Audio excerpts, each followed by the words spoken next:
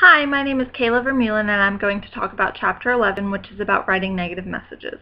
When it comes to negative messages, there is a three-step writing process. Step 1 is to plan the message. Always remember that the audience doesn't really want to hear what you have to say because nobody likes to hear bad news. When planning a negative message, make sure you consider your purpose thoroughly. You also must select the right medium and channel. For example, bad news for employees should be delivered in person whenever possible. Be sure to define your main idea and choose between using the direct and indirect approach, which we'll talk about in just a moment. Step 2 is writing the message. It is important to write clearly and sensitively to be able to take some of the sting out of the bad news and help the reader to be able to accept the decision and move on. Using language that conveys respect and avoids an accusing tone protects the audience's pride. Step 3 is completing the message. When completing a negative message, it is important to pay careful attention to detail, revise your content, and be sure it is complete, clear, and concise, and be able to deliver the message promptly, being sure not to withhold or delay bad news, as this can be unethical and even illegal. Using the direct approach, you open with a clear statement of the bad news. After you state the bad news, you should then provide the reasoning. You might want to provide a more or less detailed explanation depending on the nature of your news and the relationship with the reader. For example, if you wanted to preserve a long-standing relationship, you might want to provide more detailed explanation. Always close on a respectful note, looking for opportunities to include positive statements without creating false hope or suggesting that something negative didn't happen to the recipient. With the indirect approach, open with a buffer. A good buffer needs to be relevant and sincere. Poorly written buffers might trivialize readers' concerns, divert attention from the problem, and even mislead the reader. After opening with a buffer, you need to provide reasons before you even state the bad news.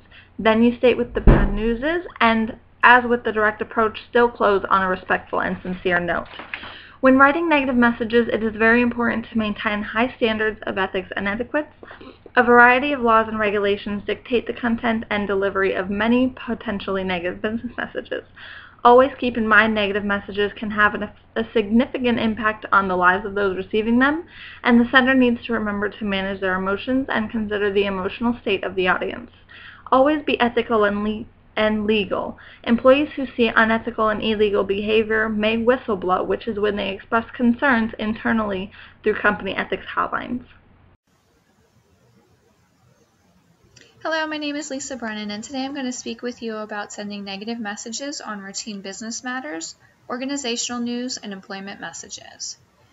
Companies and professionals receive many types of requests, and they can't possibly say yes to every single one, so sometimes a negative response is necessary.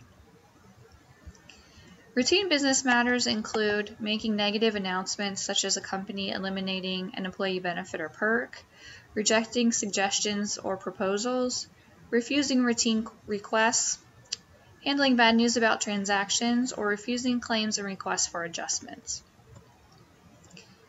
Organizational news. When you're communicating under normal circumstances, make sure that you're matching your approach to the situation. Consider the needs of your audience and that you're allowing them time to react. Also make sure that you give yourself enough time to plan and manage your response. Try to look for a positive spin, but also don't over-exude false optimism. And if you need help, ask for it. When responding to negative organizational news, make sure that if it's on social media, you're engaging early and often. Monitor the conversations, evaluate any negative response, and make sure that your responses are appropriate. If you're communicating in a crisis, it's very important to have a crisis management plan in place and that you're following it. Negative employment messages include refusing a request for an employee reference or recommendation letter. In those situations, you can be brief and direct. It also includes refusing social networking recommendation requests. If you're rejecting a job applicant, it's important that the message be personalized, that you use their name.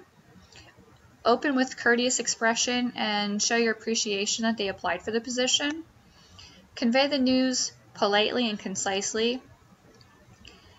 Avoid explaining why they were rejected or if someone was hired over them. Don't state or imply that you will review their application at a later date, and make sure that you're closing on a positive note. Wish them well in their career success. Hi, my name is Catherine Dunn, and Chapter 12 covers the writing of persuasive messages.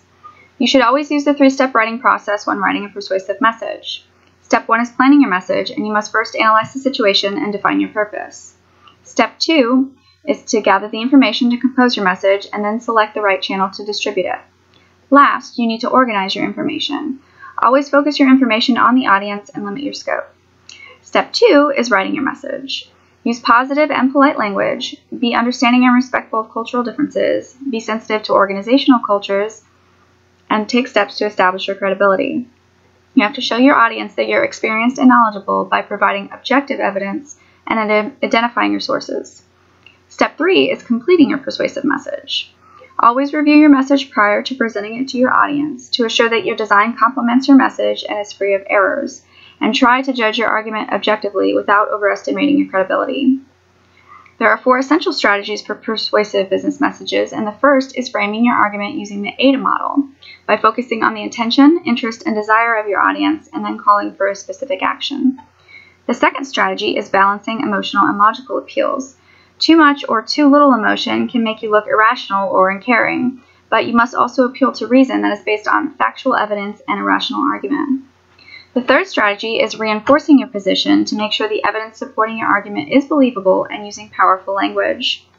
The last strategy is anticipating objections by being ready for those people in your audience who don't agree or who are resistant to your message. You can counteract these objections by bringing them up before your audience has the chance to. You must also avoid the common mistakes in persuasive communication, such as using a hard sell. Don't be too pushy because this projects to your audience that you're more concerned about your own agenda. Don't resist compromise because the process is often a give and take. Do not rely solely on great arguments because connecting emotionally to your audience is important.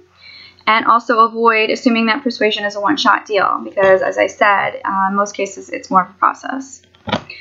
Some common examples of persuasive business messages are a persuasive request for action, which is the most common type.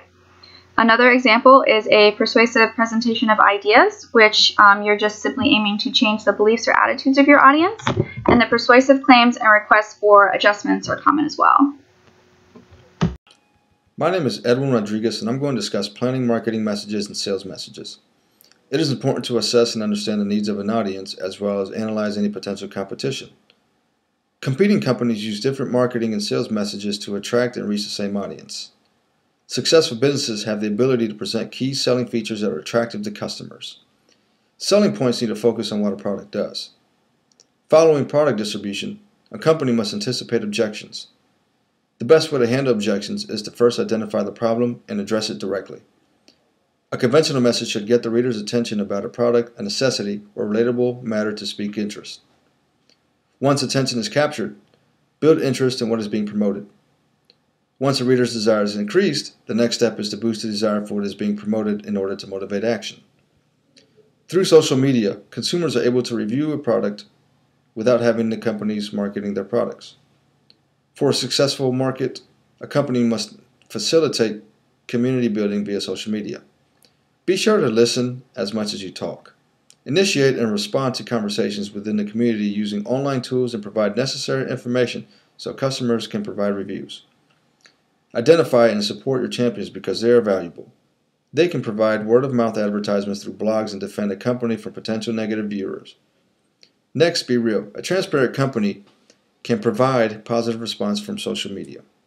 It is also important to integrate conventional marketing sales at the right time and in the right places. Another strategy is creating promotional messages for mobile devices.